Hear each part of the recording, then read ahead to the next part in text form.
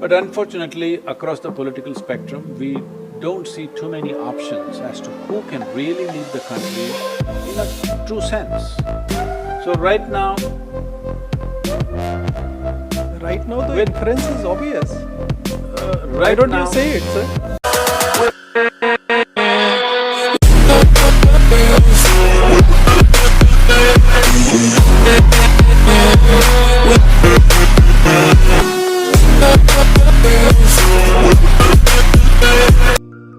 Youth is important constituent of the electorate. So who should it be attracted to?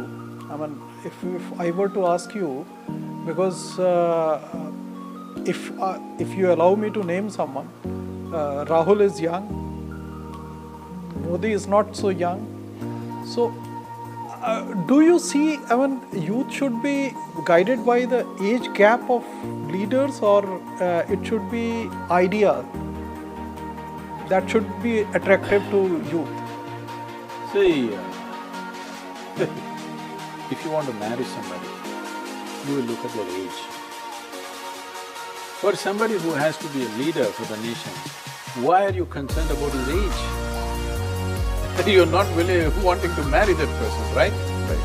So in Tamil, there's a very wonderful saying, when it comes to selecting a king, there is a quote which says, Nallavan venuma, vallavan venuma. Do you want a good man or do you want a capable man? We want a capable man, all right? For this country, we need capability right now. Competence is the most important thing. So, it's for people to decide which way, because this is a democratic process. I'm not somebody who's ever told, even my family, I will not advise who they should vote for. Because the moment, especially those of us who have influence over people, if I say everybody vote for this, maybe a few million people will vote for that. But this is the crime we are committing. Religious leaders, social leaders are telling their followers, please vote for this person. So you just have to buy that one person, everybody else will come along free. So this is happening in the country, this is feudalism in the name of democracy. Once you vote in the name of caste, creed or religion, you have destroyed democracy. Each individual, whether they think right or think wrong, they must think and vote for themselves.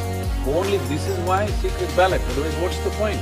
If I'm going to announce who am I going to vote for, what is the point of secret ballot? What is the point of such a privilege? But when you speak about age, would you allow me to draw an inference? What is that? No, when you talk about competence and everything, No, so there is an obvious inference to that.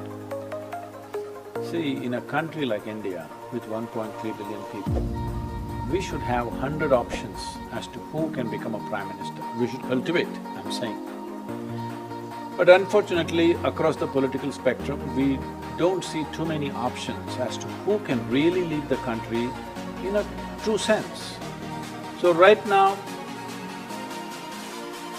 Right now the With- inference is obvious. Why right don't now, you say it, sir?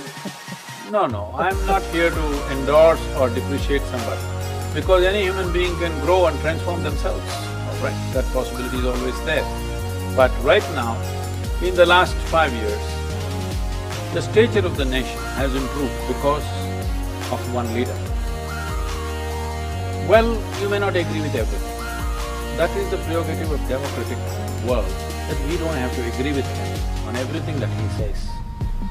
But the important thing is somebody genuinely working for the country? I think 100% yes. Is he all right? No. One biggest problem, I would say, is he needs to listen to the business. He's not…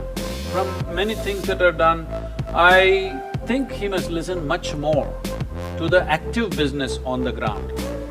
Well, many policies have been done which are business-friendly, but still little incomplete.